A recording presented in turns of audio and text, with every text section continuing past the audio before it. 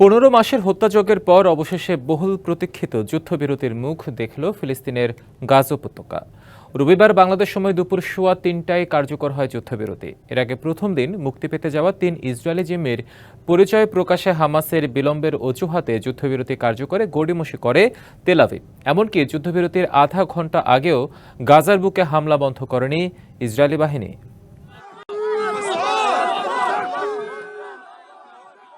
এ উল্লাস যুদ্ধ জয়ের নয়, যুদ্ধবিরতি কার্যকরের খবরে গাজাবাসীর স্বস্তির নিঃশ্বাস। বাস্তুচ্যুতরা ফিরতে শুরু করেছেন নিজেদের ভিটে মাটিতে। গেল 15 মাসে এক মৃত্যু উপত্যকায় পরিণত হয়েছিল গাজা।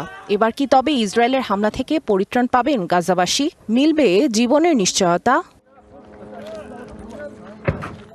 বাংলাদেশ সময় দুপুর 12:30টায় গাজায় যুদ্ধবিরতি কার্যকরের কথা থাকলেও প্রথম দিন মুক্তি পেতে যাওয়া 3 ইসরায়েলি জিম্মির পরিচয় প্রকাশ না করা পর্যন্ত তা বিলম্বিত করে তেল আভিভ। এর মধ্যেও হামলা অব্যাহত রাখে ইসরায়েল বাহিনী।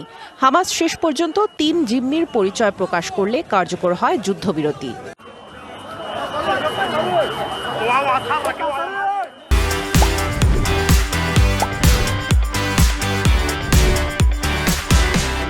চুক্তি অনুযায়ী যুদ্ধ বন্ধের শর্তে পর্যায়ক্রমে মুক্তি পাবেন হামাসের হাতে বন্দী ইসরায়েলি জিম্মি ও ইসরায়েলের কারাগারে থাকা ফিলিস্তিনি বন্দীরা। প্রথম ধাপে 6 সপ্তাহ ব্যাপী যুদ্ধবিরতি চলবে। এ সময়ে মধ্য গাজা থেকে সেনা প্রত্যাহার করবে ইসরায়েল। সেই সাথে উত্তর গাজার বাসিন্দাদের প্রত্যাবাসনের সুযোগ দেয়া হবে। প্রথম ধাপে 33 ইসরায়েলি জিম্মিকে মুক্তি দেবে হামাস। গুরুত্ব পাবে নারী ও শিশুরা। তাদের মধ্যে সবচেয়ে কম বয়সী কেফির বিবাস। যখন জিম্মি করা হয়েছিল তখন তার বয়স ছিল মাত্র 9 মাস। সবচেয়ে বেশি বয়সী জিম্মি 86 বছরের শ্লোমো মনসুর। বিনিময়ে ইসরায়েলের কারাগারে বন্দী থাকা ফিলিস্তিনিদের মুক্তি দেয়া হবে। এছাড়া 4000 ত্রাণবাহী ট্রাক গাজায় প্রবেশের অপেক্ষায় সীমান্তে অবস্থান করছে। পরবর্তী ধাপগুলোতে চুক্তি বাস্তবায়নের নিশ্চয়তা দেবে 3 মধ্যস্থতাকারী দেশ কাতার, মিশর ও যুক্তরাষ্ট্র। দ্বিতীয় ধাপে পুরুষসহ বাকি জিম্মিদের মুক্তির বিনিময়ে স্থায়ী যুদ্ধবিরতি এবং ইসরায়েলি সেনাদের সম্পূর্ণ প্রত্যাহারের কথা উল্লেখ রয়েছে চুক্তিতে।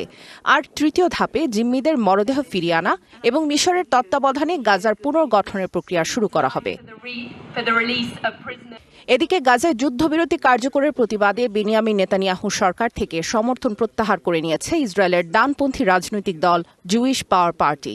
পদত্যাগ করেছেন দেশটির জাতীয় নিরাপত্তা মন্ত্রী ইতামার বেন গাভির সহ দলটির আরও 2 জন নেতা। সামিয়া জান্নাহ, ডিবিসি নিউজ ডেস্ক।